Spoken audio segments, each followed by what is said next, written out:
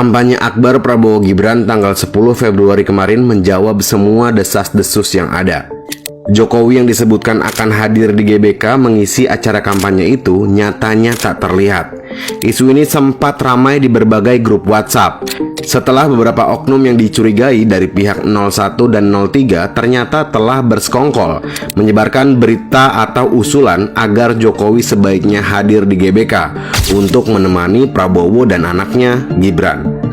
Di satu sisi kubu 01 dan 03 telah merancang sebuah kerusuhan yang sangat besar. Mereka menyogok pihak kampus mulai dari mahasiswa, dosen, pakar, rektor hingga budayawan. Ibarat bom waktu, mereka tinggal menunggu aba-aba saja untuk bergerak melakukan kerusuhan.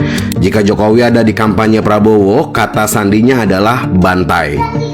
Ketika kata bantai ini disebarkan di grup-grup mereka, maka massa yang sudah disiapkan di beberapa titik akan melakukan kerusuhan yang besar. Namun, istana secara tegas mengatakan bahwa presiden tidak akan ikut kampanye. Pernyataan itu secara otomatis menggagalkan skenario jahat kubu 03. Seminggu setelah Jokowi mendapatkan informasi kerusuhan itu dari intelijennya, ia memberikan pesan kepada Prabowo dan juga anaknya, Gibran Rakabuming Raka. Pesan itu adalah jangan takut.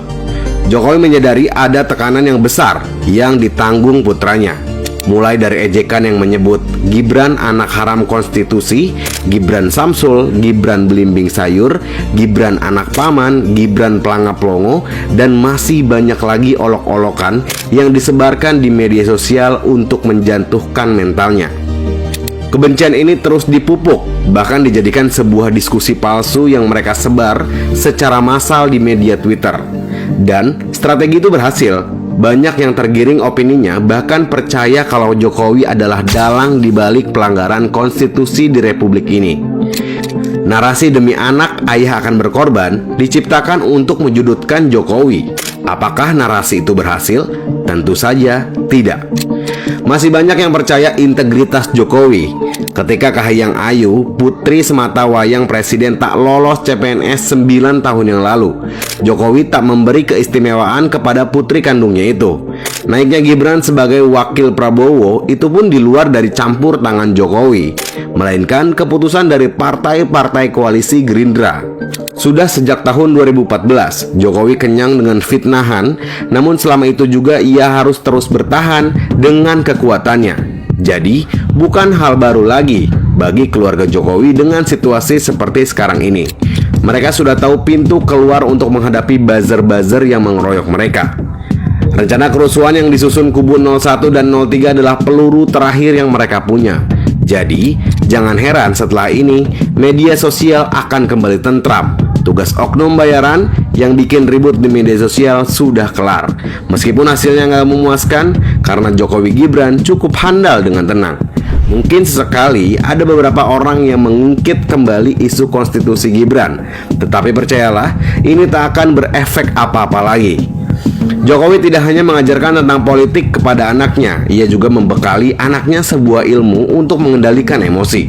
Dalam hasil survei misalnya, Jokowi mewanti-wanti Gibran untuk tidak terlena dengan posisi yang mereka raih sekarang. Ada banyak sekali politisi yang senang dengan hasil sementara, tetapi kemudian menderita karena menganggap mudah. Pesan Jokowi diterapkan sempurna oleh Gibran. Ia tak terguncang di tengah kritikan yang diterimanya dan tidak melayang di tengah hasil manis yang diraihnya. Hasil survei terakhir Prabowo Gibran sudah tembus di angka 50%, yang artinya semua berjalan sesuai dengan rencana mereka. Tidak mudah bertahan dengan transfer ilmu yang Jokowi berikan, apalagi di tengah situasi terpojok dan ditinggalkan. Misalnya Ganjar Pranowo, ia sempat berguru kepada Jokowi bagaimana cara agar jadi politikus yang memiliki pendukung yang loyalis. Di awal-awal Ganjar berhasil menerapkan ilmu Jokowi itu. Ia kemudian banyak simpatisan dan survei Ganjar selalu teratas. Namun, saat-saat guru dalam hal ini, Jokowi meninggalkan sendirian di tengah hutan dengan semua tekanan yang ada. Ganjar tidak sanggup. Ia kehilangan jati dirinya, kehilangan kepercayaan dirinya, kehilangan kontrol, dan yang paling kritis adalah kehilangan tujuan masa depannya. Itulah yang terjadi saat ini. Ganjar kembali ke tabiat aslinya setelah lepas dari Jokowi. Sebagai figur ayah dan juga mentor, sosok Jokowi bagi Gibran memang sangat menguntungkan. Ini bukan berbicara soal angka kemenangan saja. Dalam situasi terburuk pun, jika nanti Prabowo Gibran kalah, mereka punya Jokowi sebagai guru dan motivator handal. Intinya, yang mau diajari Jokowi adalah jangan pernah melakukan kesalahan sekecil apapun. Soal menang atau kalah, sudah ada yang atur. Tapi, soal penyelesaian karena kesalahan butuh waktu lama untuk segera surut. Kira-kira bagaimana menurut kalian? Tulis di kolom komentar and see you next video.